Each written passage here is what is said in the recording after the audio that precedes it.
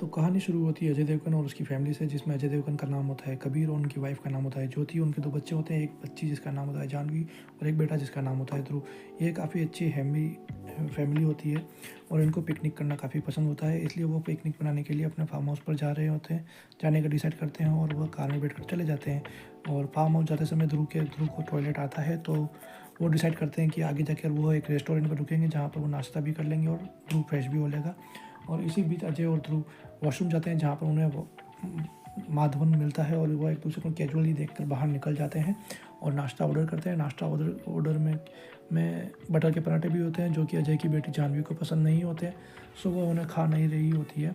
और इसी बीच अजय की वाइफ को चाय पीने की इच्छा होती है, तो अजय चाय लेने के लिए एक चाय के काउंटर पर जाते हैं, जब बट उनके पास 500 की नोट होती है और उनके पास खुले नहीं होते हैं, तो वो वापस अपनी सीट पर आकर बैठ जाते हैं, खुले ना पैसे होने के कारण। बट आर माधवन दूर से सब देख रहा होता है, सो वो 3 चाय लेकर अजय के टेबल पर आता है और 2 चाय अजय और उसकी वाइफ को दे देता है और साइड में बैठ जाता है। बट अजय उन्हें ऑफ़र करता है कि क्यों ना वो भी उन्हें ज्वाइन कर ले, तो माधवन उन्हें ज्वाइन कर लेता है। और माधवन देखता है कि अजय की बेटी जानवी पराठा नहीं खा रही होती है, तो वो जानवी इसको कहता है कि तुम मेरा पराठा खा लो, मैं मैं तुम्हारा पराठा खा लेता हूँ, तुम ये लड्डू खा लो। तो जाह्नवी लड्डू खा लेती है और उसे कुछ अजीब सा लगता है, बट वो उसे खा लेती है। और तभी माधवन जाह्नवी को कहता है कि पराठा सेहत के लिए अच्छा होता है, तुम इसे खा लो। तो जाह्नवी चुपचाप पराठा खा लेती है और इसी प्रकार चल रहा होता है। तब वो उसके माँ बाप को अजीब लगता है कि हमारे कहने पर नहीं खाया, बट एक अनजान आदमी के कहने पर खा लिया, बट वो उसे एक नॉर्मल घटना मानकर इग्नोर कर देते हैं। और इस तरह से आगे नाश्ता पानी हो जाता है और वो वहाँ से निकलने के लिए तैयार हो जाते हैं।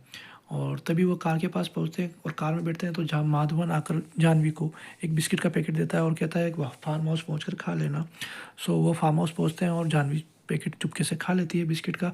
और अब वह नॉर्मली पार्टी कर रहे होते हैं, पूल पार्टी, जहाँ पर नहाते हुए जाह्नवी की माँ ज्योति का फ़ोन पानी में गिर जाता है। सो जाह्नवी की माँ फ़ोन चुकाने के लिए किचन में जाती है और चावल के डिब्बे में रख देती है, बट उसकी नज़र बाहर खड़े फार्म हाउस के बाहर खड़े गेट पर एक आदमी पर पड़ती है, जो कि और कोई नहीं माधवन होता है और अंदर आने का इशारा करता है। सो जहाँ ज्योति घबरा जाती है और अजय को जाके बोलती है, बट किंतु जब तक माधव घर में आ चुका है तो होता है, क्योंकि उसे जाह्नवी ने अलाउ कर दिया होता है।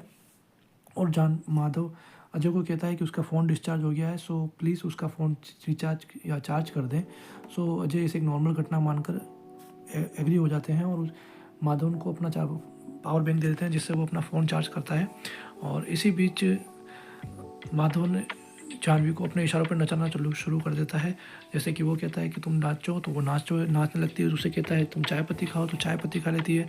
अपने भाई का सिर फोड़ दो, तो वो उसके भाई का सिर फोड़ देती है। अपने बाप को एक थप्पड़ मार दो, तो उसके बाप को थप्पड़ मार देती है। जाह्नवी का पिता अजय और ज्योति ये देखकर काफ़ी डर जाते हैं और वह माधवन को पकड़कर घर के बाहर निकाल रहे होते हैं। तभी माधवन जाह्नवी को कहता है कि उसके फादर को ऐसा करने से रोके, और जाह्नवी भी अपने फादर को रोक लेती है। और उन्हें तब अजय और उसकी पत्नी को समझ में आने लगता है कि उसकी बेटी के साथ कुछ तो गड़बड़ हुआ है। और उसकी माँ माधवन से पूछती है कि तुमने मेरी बेटी के साथ क्या किया है, तो वो बताता है कि उसने उसकी बेटी का वशीकरण किया है।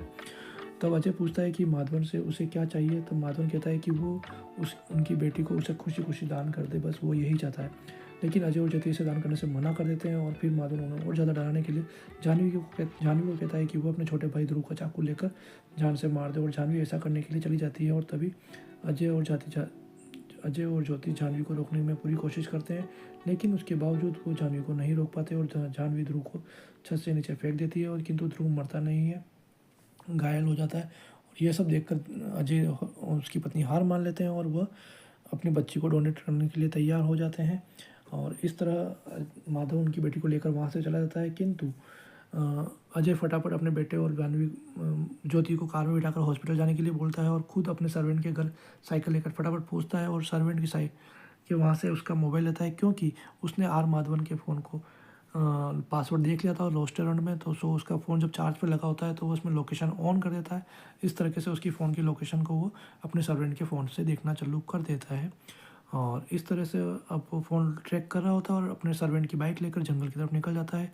जहाँ वो जंगल में पहुँचता है, वहाँ पर उस पर कुछ औरतें हमला कर देती है और अजय जैसे तैसे उन औरतों को हरा कर वहाँ से आगे की तरफ निकलता है। और तो उसे एक गुफा घर जैसा कुछ दिखाई देता है और वो वहाँ पहुँचता है, तो वहाँ देखता है कि माधवन ने काफ़ी सारी लड़कियों को बंदी बना रखा है और वो उनकी बलि देने वाला है आज, अग्नि बलि।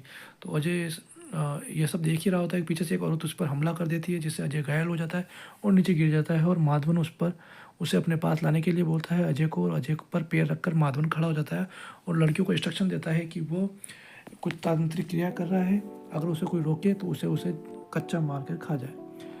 इस तरीके से वो वापस अपना प्रोसेस चालू करता है। और इसी बीच अजय माधवन को मशाल से पैर में मार के गिरा देते हैं, जिससे माधवन के गले में एक नुकीला चाकू होता है, जो कि अजय ले लेते हैं और माधवन की जुबान काट देते हैं, जिससे कि वो कुछ बोल ना पाए।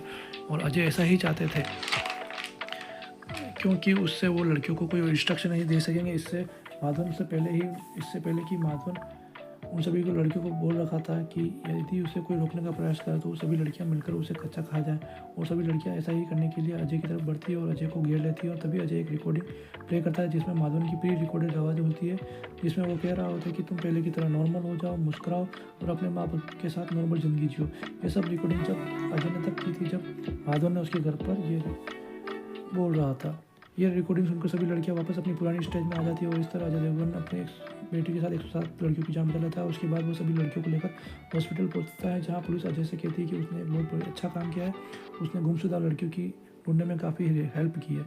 लेकिन अब अजय की बारी होती है बदला लेने की। अब अजय पुलिस को सारी बात बता देता है, लेकिन वह यह नहीं बताता है कि माधवन कहाँ है, और वह कह देता है कि वो भाग गया।